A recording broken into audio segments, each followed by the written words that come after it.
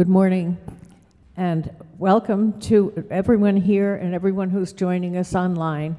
We're so glad that you're here. My name is Eileen Sorrentino, and I'm a member of the Religious Services Committee and the Social Justice Committee. We are a people creating beloved community here at First Unitarian Church in New Bedford. We believe in practicing and promoting Unitarian values of justice, equity, transformation, pluralism, interdependence, and generosity in our congregation, and that those values always spring from the love at the center that guides us all. We are a people of purpose in this church. We work to make sure everyone feels welcome in the meeting house, and if what you hear today resonates with you, we hope that you'll consider becoming part of this way cool community of seekers and keepers of this long dream. First Unitarian of New Bedford recognizes that the land we inhabit and enjoy sits on the ancestral, unceded land of the Wampanoag. We give respect to the people of the First Light and their ancestors, and we honor them in our church. Our guest this morning, who will be conducting most of the service and also doing the sermon, is Reverend Ann Fox. She is the Minister Emerita of the Unitarian Memorial Church in Fairhaven, where she served for 13 years and where she is now the part-time pastoral care minister. She retired in 2014. Her first ministry was as an interim minister in Kingston, Ontario, Canada. She earned a Master of Divinity from Boston University School of Theology. Prior to ministry, Anne had a 25-year career in teaching secondary English, motherhood. She didn't teach motherhood, she actually practiced it, and technical writing in the software industry. She enjoys reading and gardening and also walking with her spouse, Leo Brodegam, and she is extremely delighted to be with us here today. If you are new to the church and you're interested in having more information, there's a blue card in the pews, and if you can fill it out and just put it in the collection basket, and then we will be able to get back to you. There's a coffee hour in the parish hall down the stairs after church, and we hope you will join us. We're live streaming, so if you like us, you can subscribe on YouTube. For those of you who come forward and do candles of joy and concern, please remember that we are live streaming, so you have to get close to the microphone so that the people watching online can hear you. Please put your phones in worship mode. And Yasmin, for the chalice lighting, the words of Reverend Scott Taylor. In the soft light of this flame, may our lives shimmer anew. May we notice new possibility in those relationships that seem lost. May the turning of year give birth to a dream. May the emerging light pull a new story into view. May what is give way to what might be. May we believe again that there is a tale of the world still waiting to be written. And the opening words are from Kathleen McTeague. We come together this morning to remind one another to set for a moment on the forming edge of our lives, to resist the headlong tumult into the next moment until we claim for ourselves awareness and gratitude, taking the time to look into one another's faces and see their communion, the reflection of our own eyes. This house of laughter and silence, memory and hope is hallowed by our presence together. And now, as you are willing and able, please rise and we will sing Gather the Spirit, which is number 347 in your hymnal.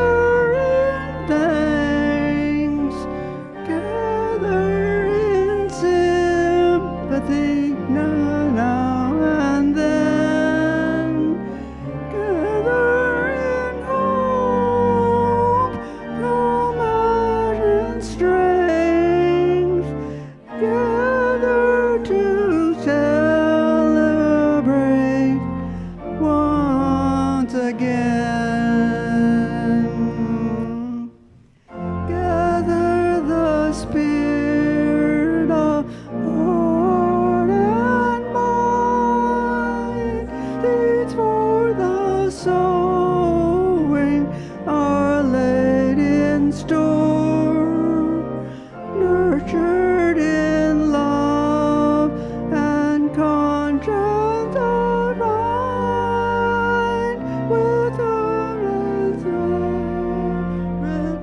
united and soon. Gather in peace, gather in thanks, gather in sympathy now and then, gather in hope, compassion and strength, gather to celebrate once again. Gather the Spirit growing in all, drawn by the moon and fed by the sun, winter to spring and summer to fall, the chorus of life resounding as one. Gather in peace, gather in thanks, gather in sympathy now and then, gather in hope, compassion and strength, gather to celebrate once again.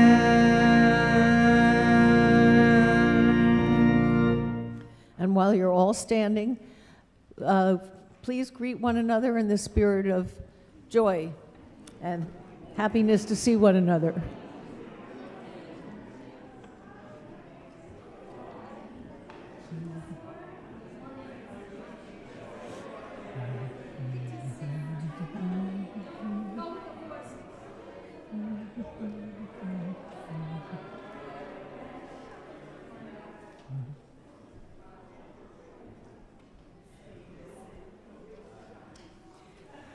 And now, as you're still standing, please open your order of service and join me in reading the covenant. We come together as a religious community, upholding freedom of conscience, right relationship, and the inherent worth of all people. We value our diversity and pledge to care for one another in the spirit of compassion, to speak and listen to each other with respect, and to promote justice and kindness in the world.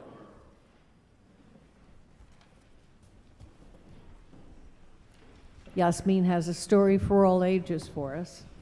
Good morning, everyone.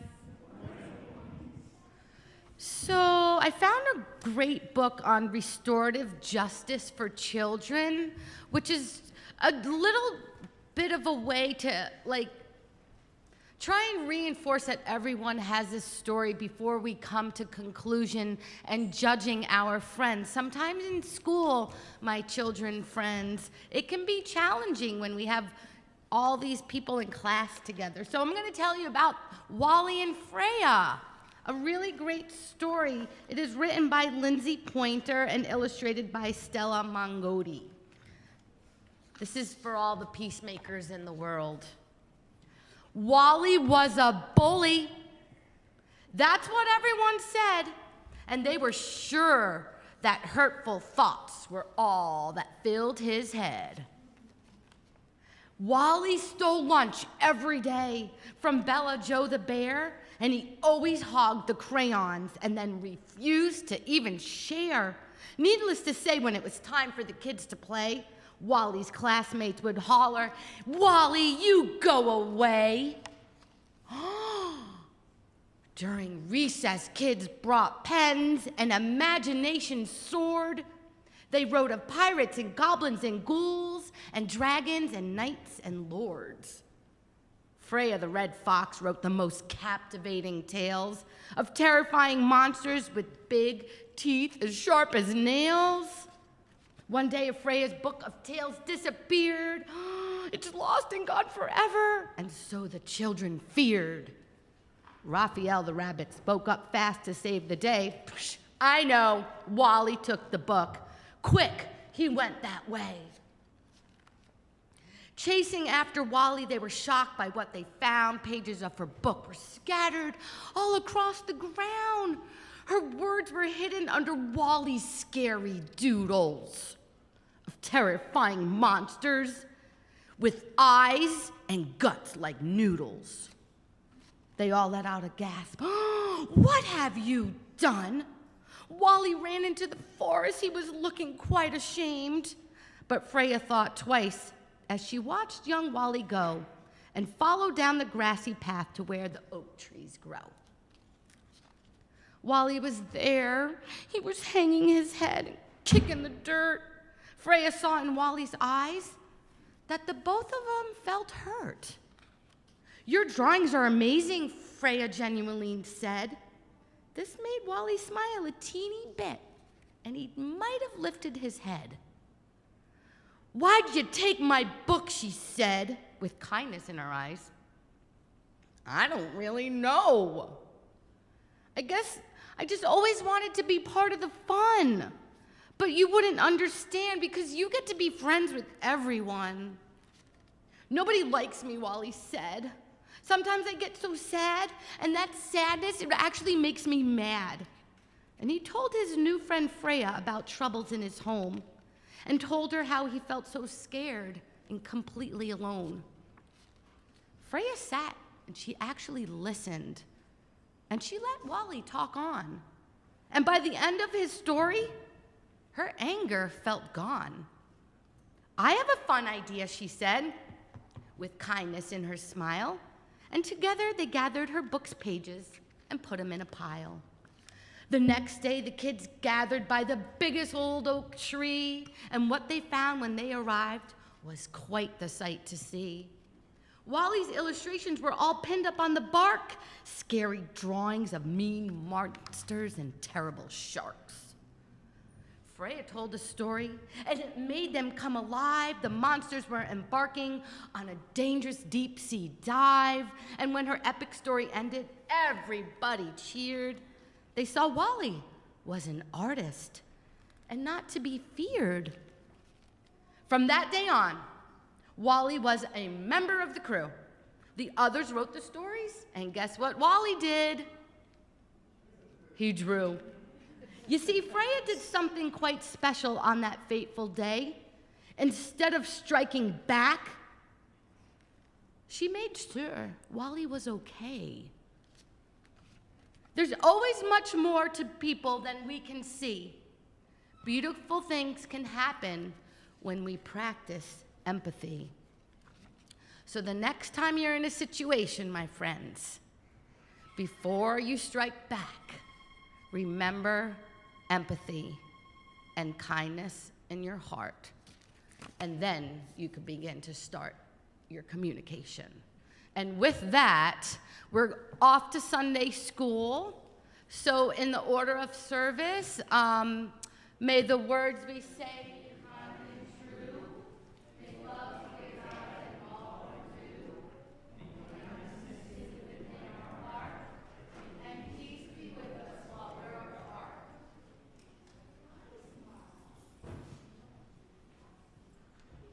Now I'd like to invite you to come forward and share your joys and concerns, and we light a candle. And 2 reminders. 1, please make it short, and 2, speak right up into the microphone. Thank you.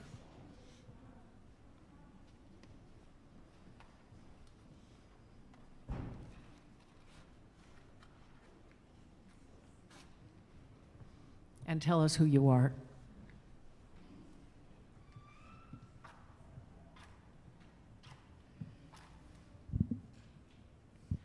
Hi, my name is Bethany. I've been searching for a cybersecurity certification that I could actually get and continue to work on. I've tried 3 times, and I think the 3rd time is actually going to work. And so I am capable of working on this Google certification, cybersecurity certification, even in the winter when I'm not feeling well, because they take the same exact information and they break it down into small chunks that aren't overwhelming, and I can copy and paste the notes and put them in my computer, so I'm not handwriting all the notes like I was before. That was taking me way too long, and I eventually just stopped studying when the winter came because my functioning goes down in the winter. So I think in 3 to 6 months I'll actually have the certification, and they're going to help me get a job.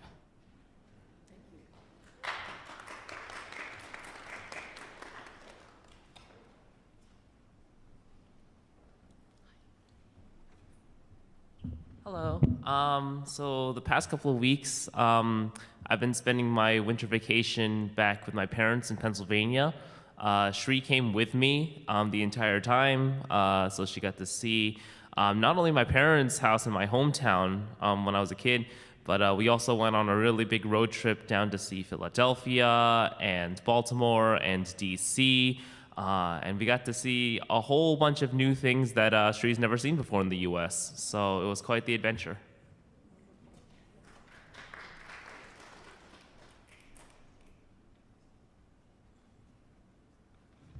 So as is our practice, I'm going to light 2 candles, one for all the people who hold thoughts and concerns in their heart but don't want to share them, and the other for all the people who have yet to find a beloved community like ours.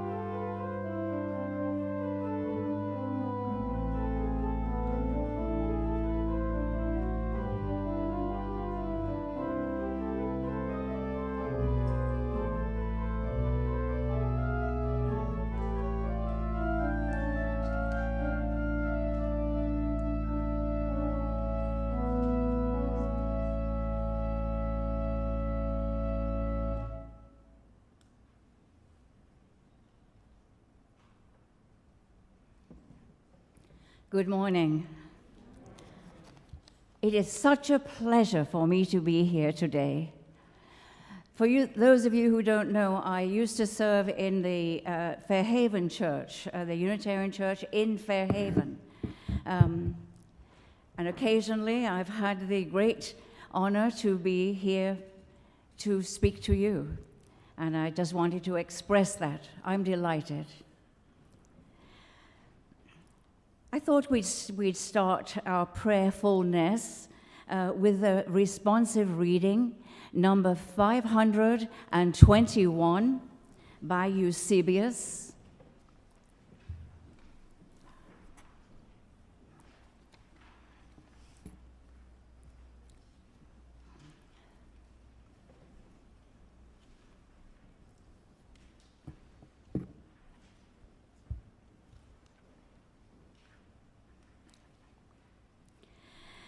May I be no one's enemy, and may I be the friend of that which is eternal and abides. May I wish for every person's happiness and envy none. May I never rejoice in the ill fortune of one who has wronged me. May I, to the extent of my power, give needful help to all who are in want. May I never fail a friend. May I respect myself. May I always keep tame that which rages within me. May I accustom myself to be gentle and never be angry with others because of circumstances. May I know good people and follow in their footsteps.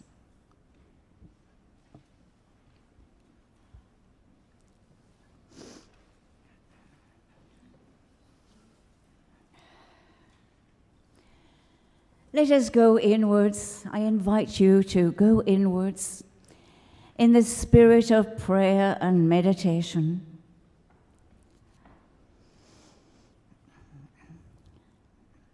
First, let us hold in our hearts those who spoke today in joys and concerns. And also, let us hold in our hearts those people you know who are in need of your love. Bring them into your mind and send love.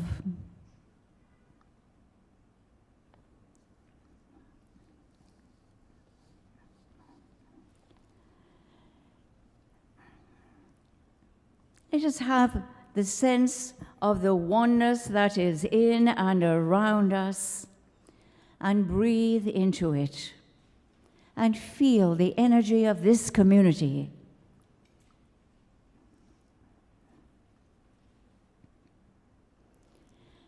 And beyond those who are gathered here today, surely we must all see a hurting world.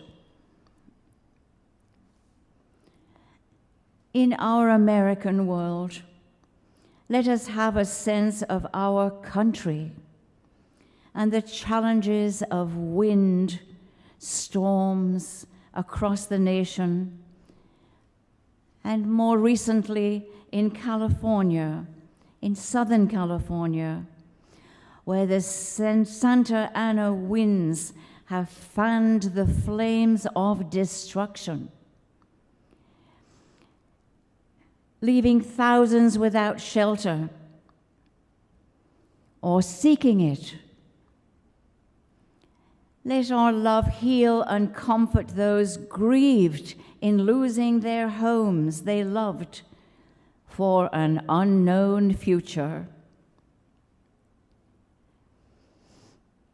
It is all so vast that we can only acknowledge the suffering and send love.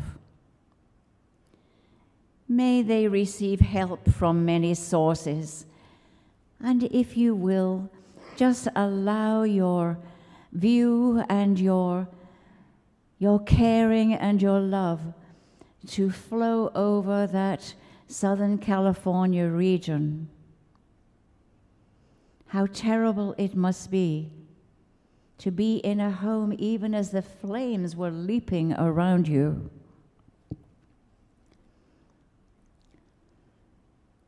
Yes, we are one. We are one. And now into the silence, let us each speak the promptings of our own hearts, or just be.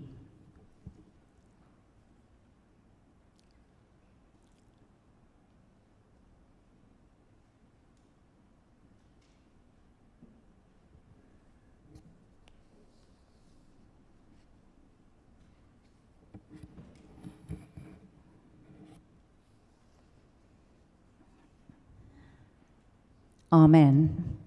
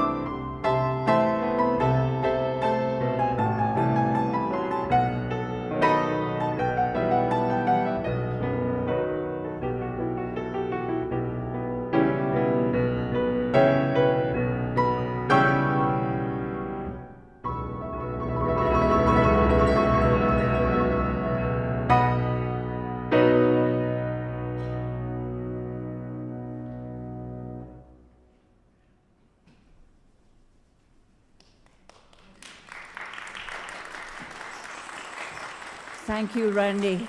You're one of the reasons I love to come here. For my reading this morning, I chose the parable of the prodigal son from the Gospel of Luke, chapter 15, verses 11 through 32. But I revised it. I sort of wrote a modern version of it.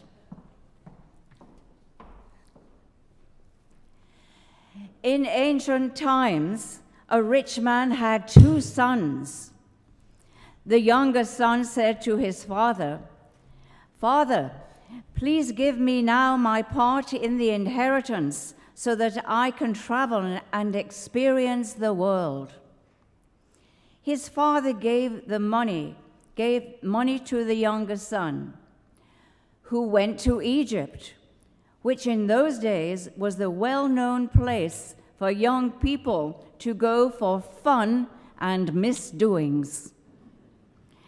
He wasted all of his money in high living, and he had to look for a job. The only one available to him was taking care of pigs, which was a great shame for a Jewish man, since pigs were considered unclean animals.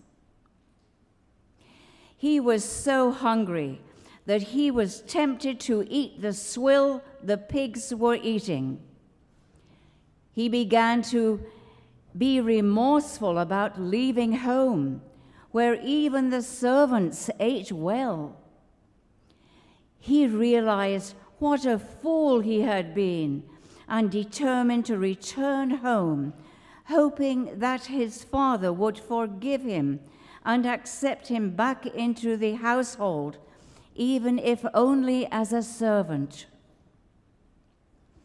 He returned home in sorrow for his foolishness.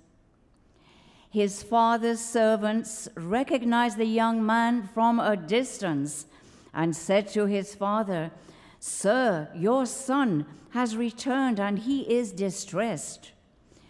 The father was overjoyed. He embraced and kissed his son and ordered the servants to prepare a great feast to celebrate the son's return. And he restored him as his son in his position in the household. But when the older son returned from work to see why the household was rejoicing, he seethed with resentment that his father had restored his wastrel of a brother, when he was the responsible son. His father embraced him too and said to him, "Son, you are always with me, and everything of mine is yours. It was proper for us to celebrate your brother's return, for your brother was dead to us, but is alive again. He was lost, and now is found." Let us rise as you are willing and able and sing hymn number 326, "Let All the Beauty We Have Known."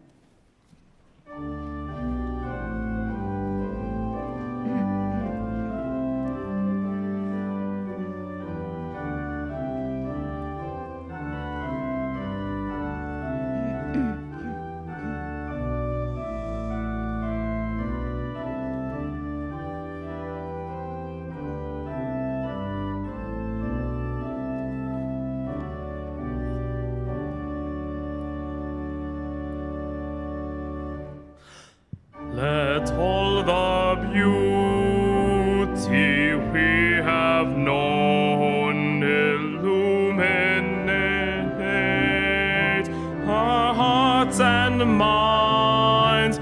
Rejoice in wonders daily shown, in faith, in joy, and love that binds. We celebrate with singing heart the loveliness of sky and earth in inspiration of the arts, the miracle of every birth. Life's music and its poetry surround and bless us through our days. For these we sing in harmony, together giving thanks and praise.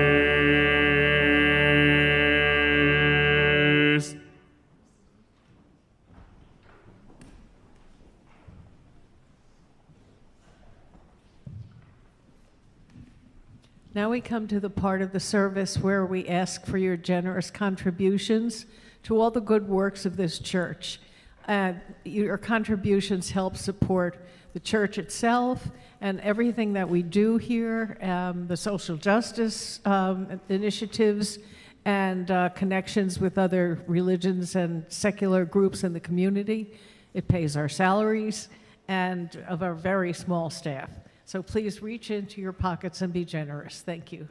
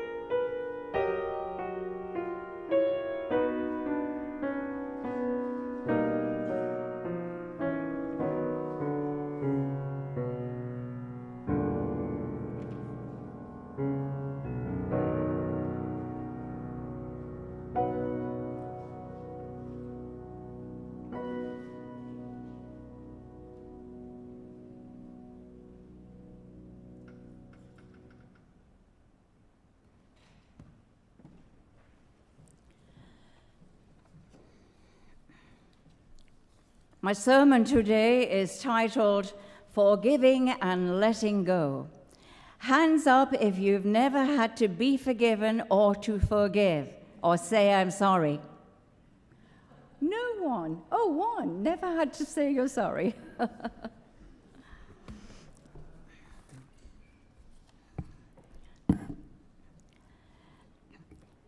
Has anyone ever hurt you such that you were left with resentment that haunted you for years?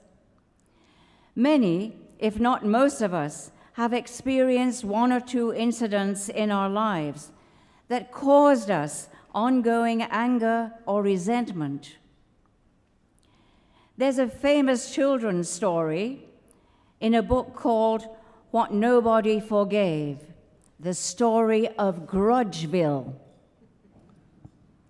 The name of that town, Grudgeville, caused me to smile at the memory of the grudge in my own home, what my own father carried to his grave.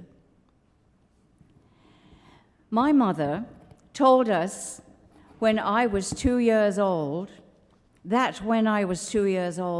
they took me to visit Grandma, that is Nanny Fox. The other grandma was Nanny Regan. My father's sister unexpectedly visited us at Grandma's at the same time. They brought their 4-year-old daughter, who was recovering from whooping cough. A few days later, I came down with whooping cough, which was a very serious illness in those days. After this, I met my aunt.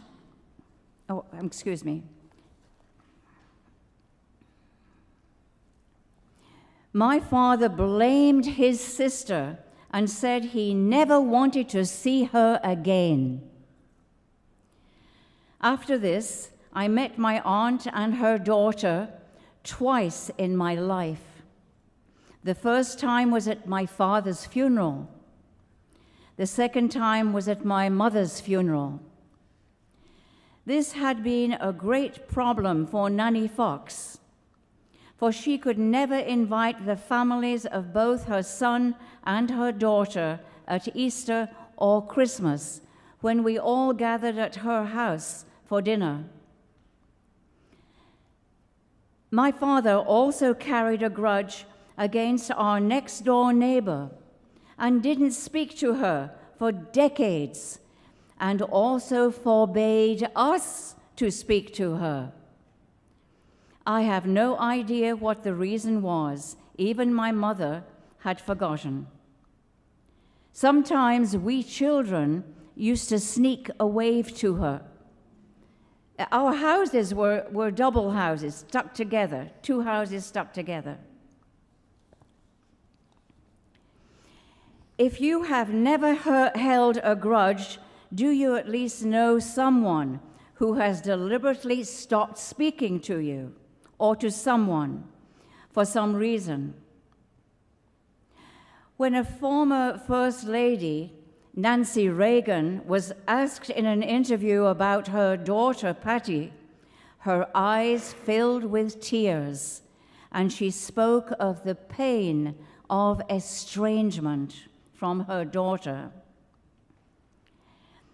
This is such a common experience all over the world that there are novels, short stories, plays, movies, and newspaper articles about it. There are many stories of such estrangement in the Bible, especially in the section that many of us know as the Old Testament, that nowadays we call the Hebrew Bible, to be more politically correct. There are many stories about forgiveness because holding grudges is what is called part of the human condition.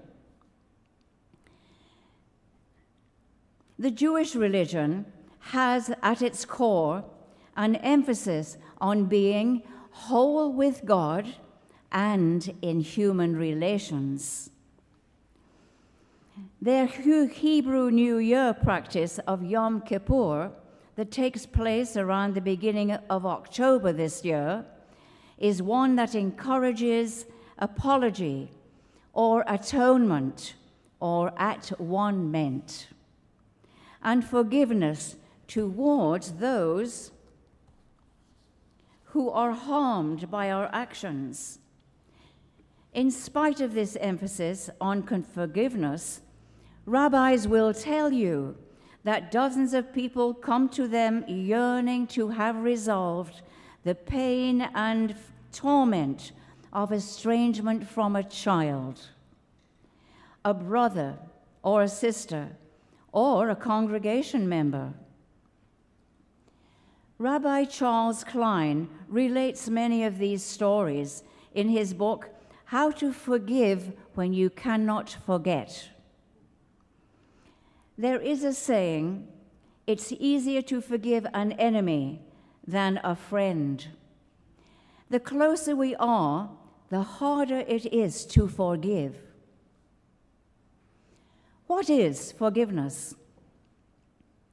One source says, forgiveness is typically defined as the process of ceasing to feel resentment or anger for a perceived offense, and ceasing to demand punishment or restitution. That was from Wikipedia, by the way. Perhaps you've heard of the story of the preacher who one morning asked the congregation, "How many of you have forgiven your enemies?" About half of the congregation held up their hands. He then repeated the question, "How many of you have forgiven your enemies?" And then all of the hands went up, except one elderly lady. The preacher said, "Mrs. Jones, are you not willing to forgive your enemies?" "I don't have any," she replied. "I outlived them all."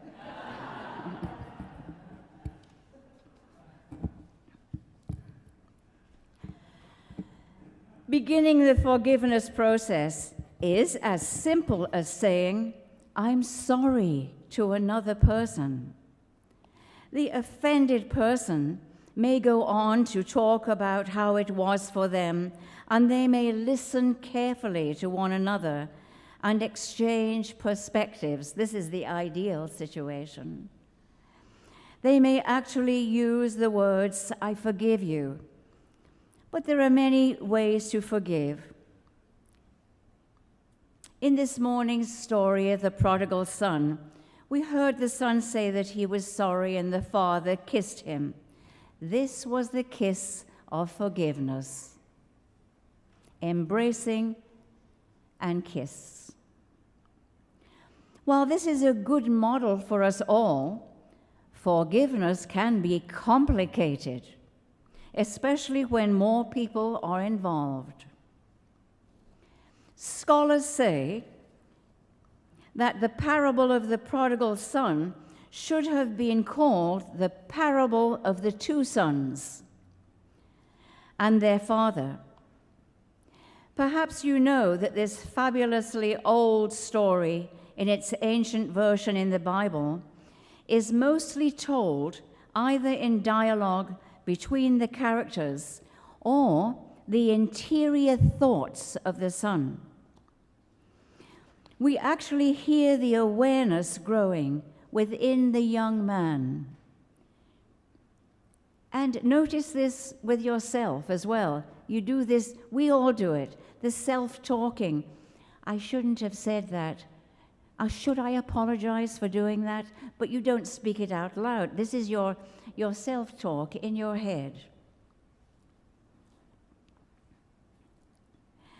If a Jewish person were to hear this story, and don't forget, Jesus was Jewish, he or she would know that he should listen very carefully, because the fact that a father divides up his property before his death is completely opposite to the custom, and even opposite to what is advised in the Bible. So they would listen carefully to this. Towards the end of the story, we find out that the other son is annoyed at the easy forgiveness, especially when he has been so blameless.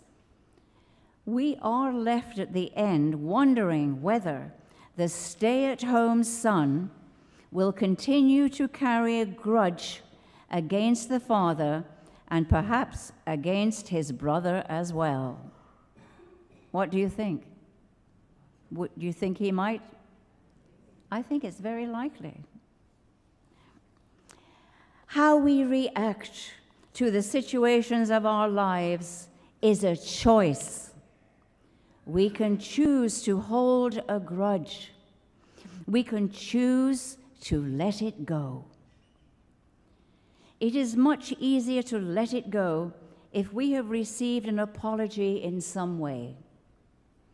And we might first determine whether the person who has harmed us knows they have harmed us. If the person doesn't know he or she has offended us, we would have to decide whether we should tell him or her.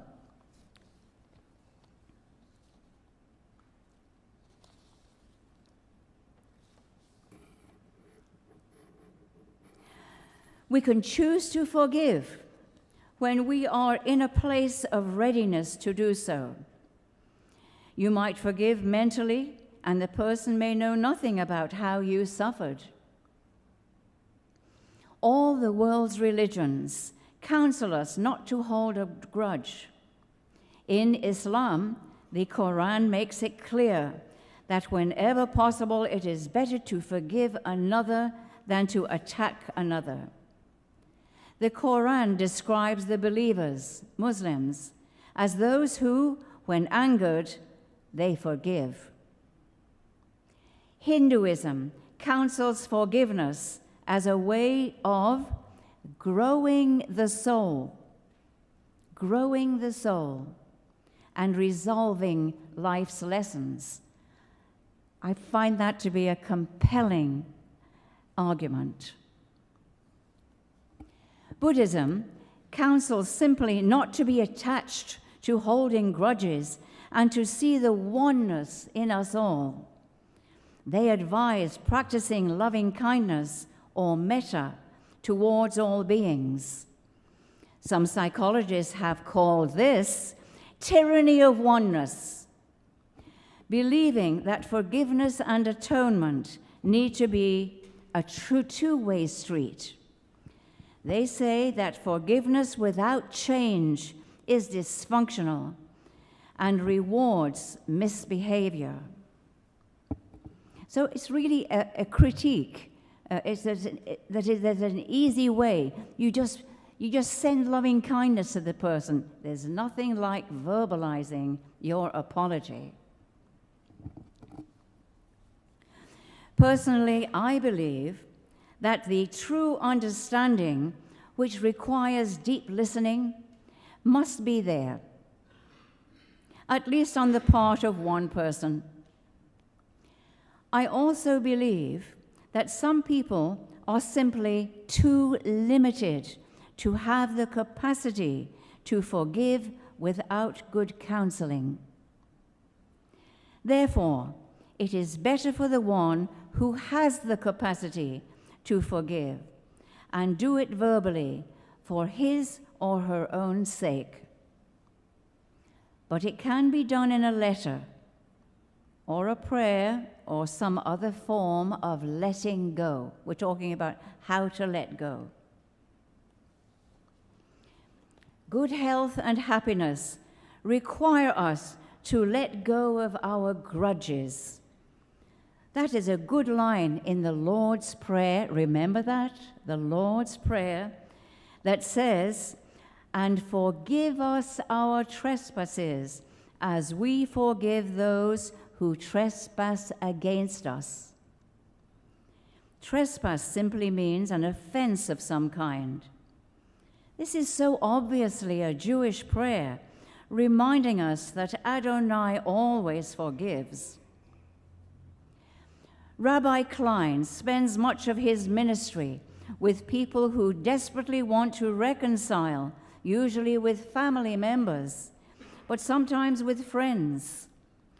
I do so hope you will take the time at the beginning of this year and do an inventory on your life, on the year just past, or other times in your life, and just check whether or not an apology is due.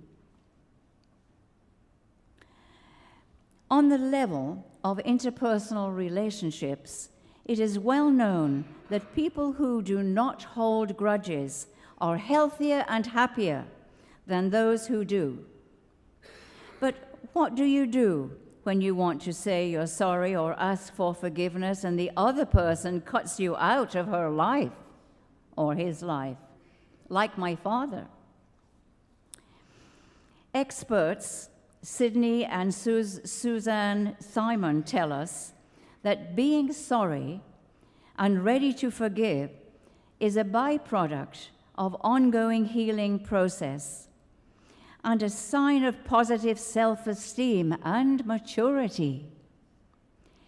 It is letting go of the intense emotions attached to incidents from the past and recognizing that we no longer need our grudges and resentments, hatred and self-pity. It is no longer wanting to punish the people who hurt us. It is a recognizing that it is time to move on. Experts also agreed that forgetting is not necessarily in order to forgive. It is entirely unreasonable to expect that you will be able to forget. The saying, to forgive and forget, is unreasonable, and that we should forget, and we should forget that. In a nutshell, forgiving is about letting go of the power that a grudge has over us. And this allows us to move on and become our best selves. This morning, I thought, I wonder how many books there are about forgiveness. So I thought, where do you go if you want to know? Amazon, right? So I got on the book section of Amazon, and I'm a very good customer of theirs. There's hundreds of books about forgiveness. That tells you something. That tells you that's one of the biggest problems of life.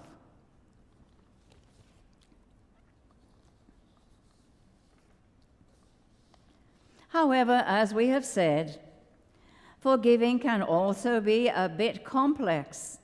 What if someone comes to you and tells you how much they have suffered for what you have done or said, and you had no intention whatever of causing such hurt?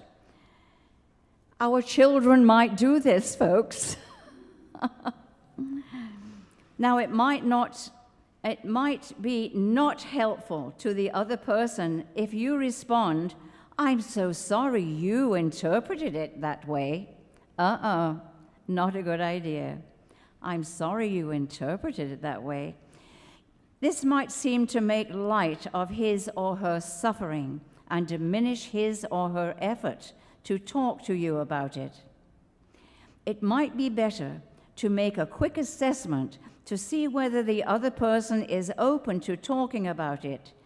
If you see suffering before you and you're saying you are sorry will relieve that suffering without causing you any harm, then you might decide to say you're sorry anyway. There may be a time in the future when you can talk more openly. Who is right is of little consequence when the self-esteem of a loved one is at stake. You might have guessed that I have had such an experience with one of my children. I have, It's clearly common for another person to be entirely unaware of how another person experienced a remark or a behavior, and therefore I offer you these experiences of my own. This is a good topic to ponder deeply. You will see all around you people suffering from real or perceived hurts, wanting to reconcile with others and being denied. And in the Middle East, what do we see? What do we see in the Middle East? Grudging galore, could well be Grudgeville. I recall logging onto AOL one morning. You know how I am, how old I am.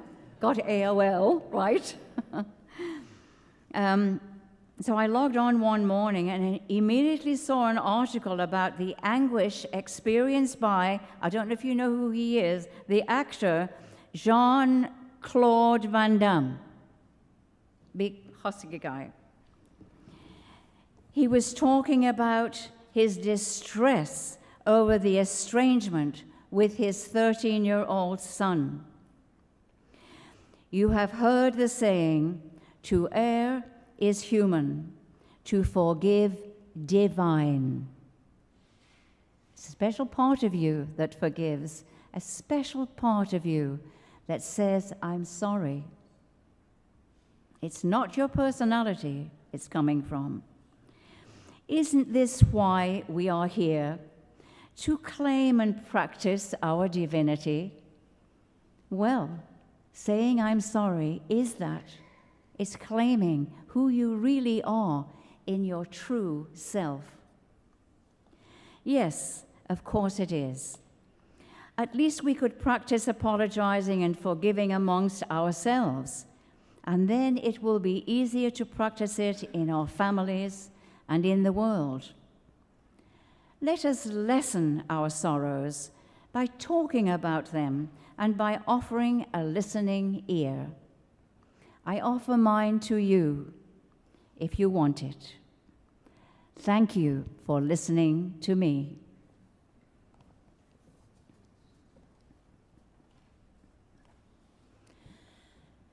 Let us rise as you are able and willing and sing hymn number 187. It sounds along the ages.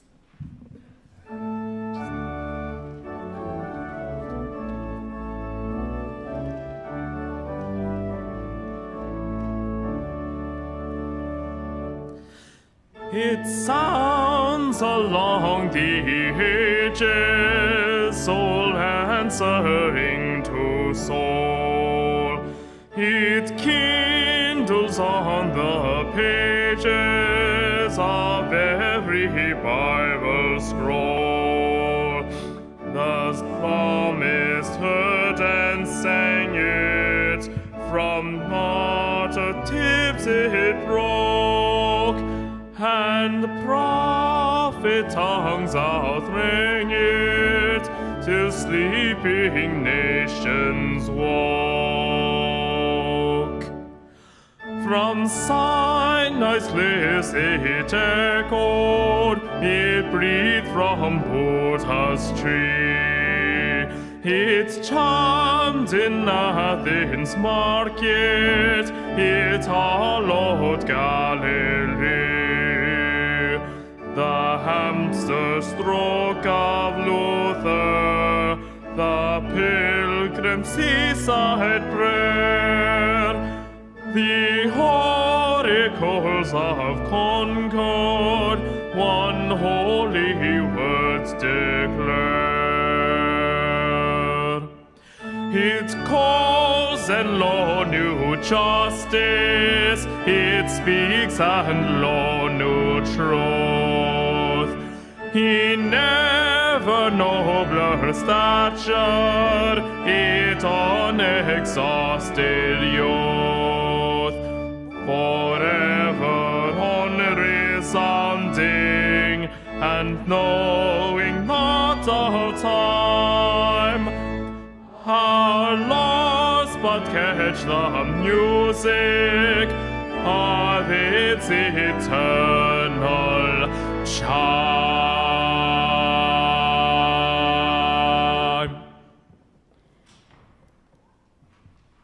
These closing words are in our hymnal. They're by Theodore Parker, one of our founding fathers. Be ours a religion which, like sunshine, goes everywhere. Its temple, all space, its shrine, the good heart, its creed, all truth, its ritual, works of love, its profession of faith, divine living. So may it be so.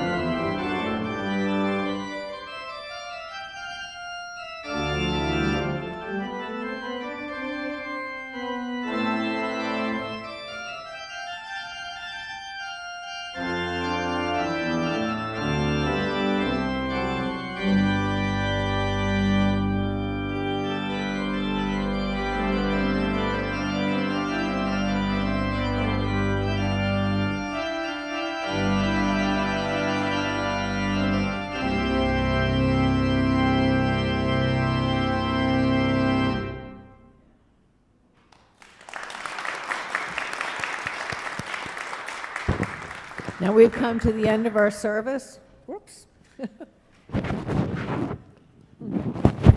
So please join us in the parish hall for refreshments and socialization, and have a good week. Take care.